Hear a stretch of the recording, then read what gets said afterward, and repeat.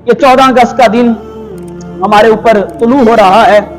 दुआ करें अल्लाह इस वतन अजीज को हमेशा कायम और दायम रखे।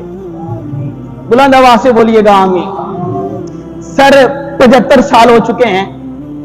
मुझे बताइएगा क्या ये 14 अगस्त इसके अंदर जो हमें आजादी मुयस्सर आई है, मुझे बताइएगा, सच सच बताना है, आपने बोलकर बताना है, ये जो हमें आजादी मिली थी बाजा बजाकर मिली थी? सारे बोलिएगा भाई, ये आजादी मिली थी बाजा बजाकर मिली थी? और यार ये आजादी मिली थी तो मुजरे करवा कर मिली थी, और ये आजादी मिली थी डांस करवा कर मिली थी, और ये आजादी मिली थी औरतों के गाने सुनकर मिली थी।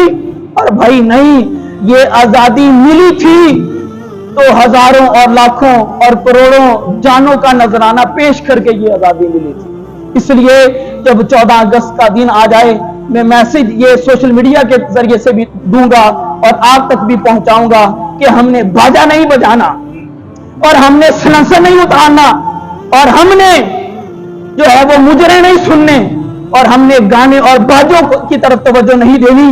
उस दिन जब 14 अगस्त का दिन आ जाए तो 2 रकत नमाज शुक्राने की हमने अदा करनी है, और हमने कुरान पढ़कर फजर की नमाज अदा करके सूरत यासीन, रहमान, सूरत वाक़िया और 5 सूरा पढ़कर सारे पाकिस्तान के शुहदा के लिए इसाले सवाब करना है कि मालिक तूने ये वतन अजीज जिस कुर्बानियों के बदले में दिया है, आज तेरी बारगाह में शुक्राने का सजदा अदा करके तेरी बारगाह में मैं शुक्र अदा कर रहा हूं कि मालिक तूने मुझे आज इस वतन के अंदर आजाद रहने वाली जिंदगी अता फरमा दी है। अल्लाह के दरबार दुआ करते हैं, मालिक इस वतन को ता क़यामत आबाद व शादाब रखे, इस वतन के मुहाफिजों की खैर फरमाए और इस वतन को संभालने वालों की खैर फरमाए। व आखिर दावाना अनिल हम्दुलिल्लाहि रब्बिल आलमीन।